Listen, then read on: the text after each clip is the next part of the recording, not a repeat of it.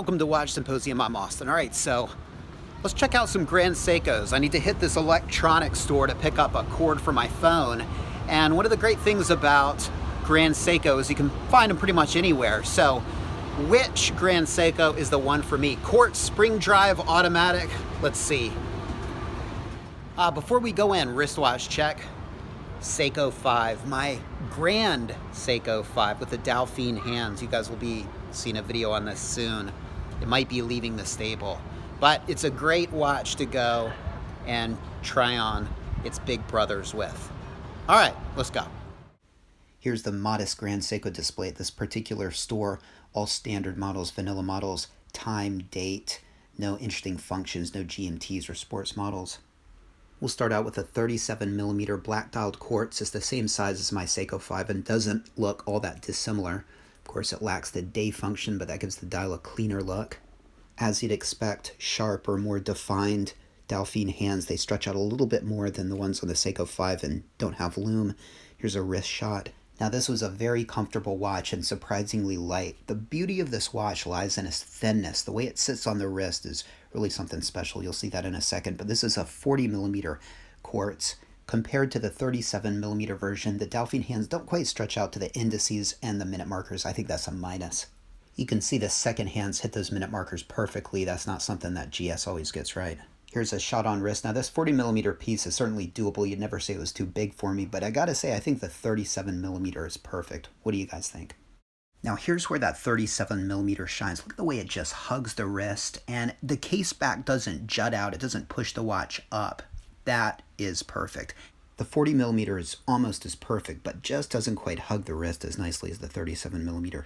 Seeing how they wear really gave me a new appreciation for these Grand Seiko quartz pieces. You can see the two side by side. Dial-wise, I'd have to go with the beautiful black on the left. This is a 37mm automatic piece. It's quite a bit heavier. You can see the styling on the bracelet's a bit different. And check out the thickness, the way the back juts out. It makes the watch sit completely differently than the quartz pieces. And you'd think with the endless amount of technology that Grand Seiko has, they could minimize the thickness of the movement, minimize the thickness of the case. It would be an otherwise perfect watch, I think, if they could do that. But the thickness, as you'll see, is just pretty off-putting. You can't really tell from this angle. It looks great. By the way, no screw-down crown. Would it be okay in water? Probably, but I think it would make me very uncomfortable. And behold, the Achilles heel to an otherwise perfect watch. You can see the case back pushes out and makes the watch hover on the wrist. Doesn't hug the wrist nearly as nicely as the 9F quartz pieces. I have to reiterate the surprising weight of this watch compared to the quartz pieces. Didn't feel overly heavy, but much more substantial. The heft made it feel tougher and stronger. It felt like it could take a beating compared to the quartz, but you know, it's a mechanical watch, so it really couldn't. So I think that's deceptive. A 40.5mm spring drive. There's a lot of interesting things going on with this watch and the movement, and you have the power reserve meter, but just looking at it aesthetically, it's a little too big in my opinion, and I don't know why they don't release different sizing options for the Grand Seiko line. You know they can, you know it's not a technical issue. They have in the past released limited edition spring drive models in smaller cases, so you know it's a conscious choice on their part, so you have to wonder why.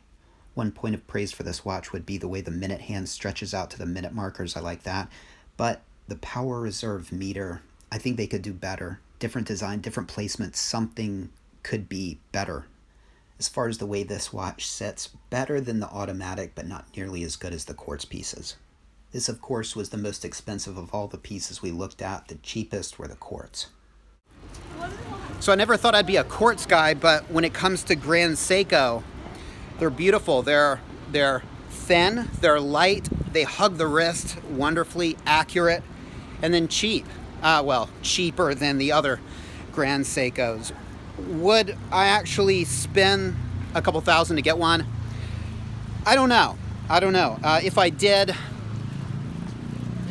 I'd want some more styling, something more sporty, and I'd love a GMT function. So I can't see going something that looks like a Datejust. But let me know what you think. Take care. Thanks for watching. See you next time.